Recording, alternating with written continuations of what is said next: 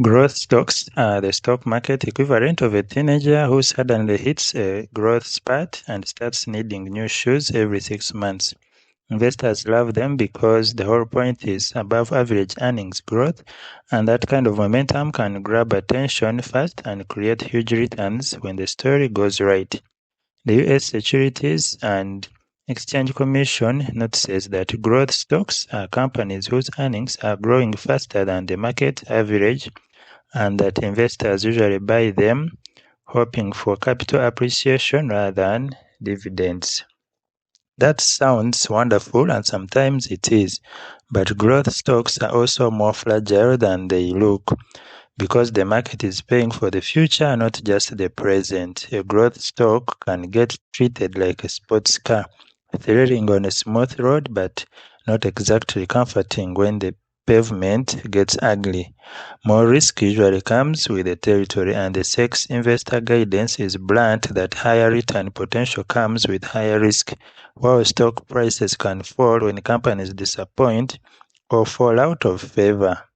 Now, Palantir Technologies is an equity in the USA market. The price is around $136.88 currently, with a change of negative $0.60 from the previous close, and the latest open price was $137.41, and the intraday volume is 7578015, and we see that the intraday high is 139.0 USD and the intraday low was 134.32, and the latest trade time is Saturday, May 23rd, 2026. Now, why are growth stocks so much and so hard to find? Finding a great growth stock is hard because you're trying to identify not just a good company, but a company that can keep growing fast enough to justify the price investors are willing to pay. That is a very different game from buying a mature, boring, dividend-paying company that just quietly does its job and leaves everyone alone. Growth stocks often trade on expectations, so is the market. So the market thinks growth will continue forever, and then growth slows, the stock can get punished hard. That is the growth story is over or nearing its end problem in plain English. So here's the trap. A company can still be profitable, still be innovative, still be admired on podcasts, and still disappoint the market if the growth rate cools off. Investors are not just buying earnings, they are buying the slope of the earnings line. If the line starts flattening, the market sometimes reacts like someone just turned off the music at the party. That is why a stock can be good in an ordinary sense and still be a bad growth investment at the wrong price. This is an inference from how growth stocks are priced and how risk is defined, not a special rule just for Palantir. So what is Palantir actually selling? Palantir is not selling a truth app for sorting vacation photos. It sells software that helps large organizations pull together messy, scattered data and turn it into decisions.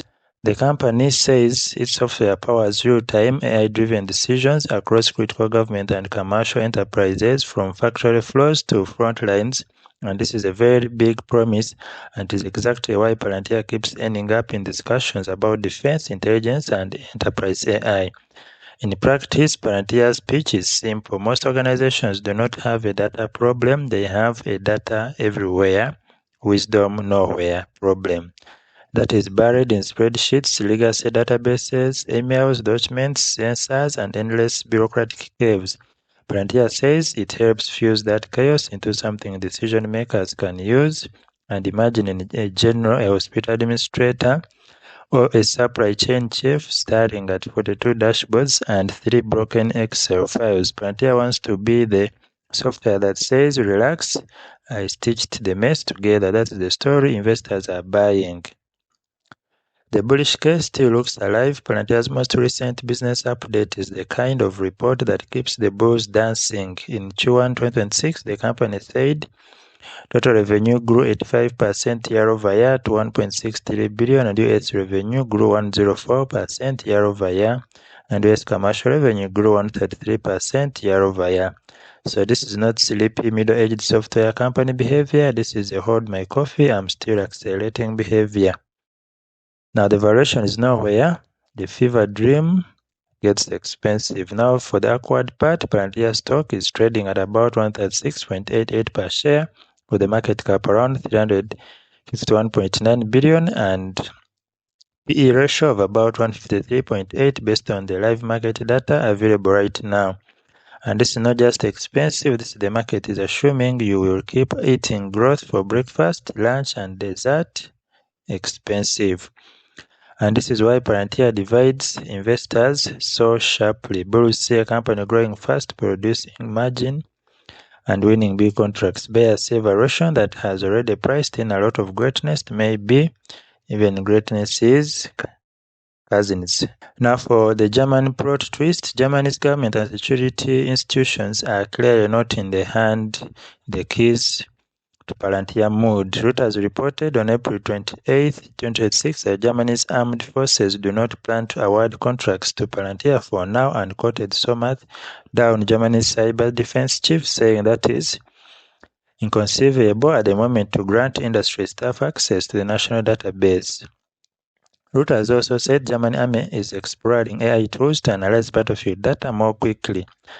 Handelsblatt reported the same basic stance. Palantir is not currently in the Bundeswehr's plan for its new database software effort. That's a very German kind of sentence, by the way. So not because it is rude, but because it sounds like a sentence written after many meetings, several coffee breaks, and at least one person saying 9, but professionally. So the underlying issue is the sovereignty and access control, and Germany does not want sensitive national data sitting in a setup where outside company staff can get too close to the vault. That concern is not about whether Palantir software works, it is about who gets to touch the crown jewel. So why Germany cares so much about control? This is not just a technology decision, it is a political and a strategic one. Reuters reported that Germany's armed forces are still looking for AI tools for battlefield analysis, but the access question is a deal breaker right now. Germany has also been moving more broadly towards stronger intelligence and security powers because of hybrid threats, which give you a sense of why data sovereignty matters so much in Berlin. So when your security institutions are handling sensitive information, they are not just asking, does it work? They are asking who else can see it, copy it, move it, or get subordinated for it. This is where Palantir often runs into friction in Europe. The software may be powerful, but the company's American identity, its role in defense, and concerns about data access, plus ethical issues, make some governments nervous. And in the security circles, a great tool and acceptable tool are not always the same thing. So officially, according to news, Germany chooses EU analytics company over US-based Palantir. Germany has chosen the French company Chaps Vision over Palantir for its analytics tools, pushing the American company out of running for that country's data management. The bullish response is still simple. One rejected contract does not erase the rest of Palantir's business, and the company still has strong commercial momentum, huge US growth, and meaningful government traction.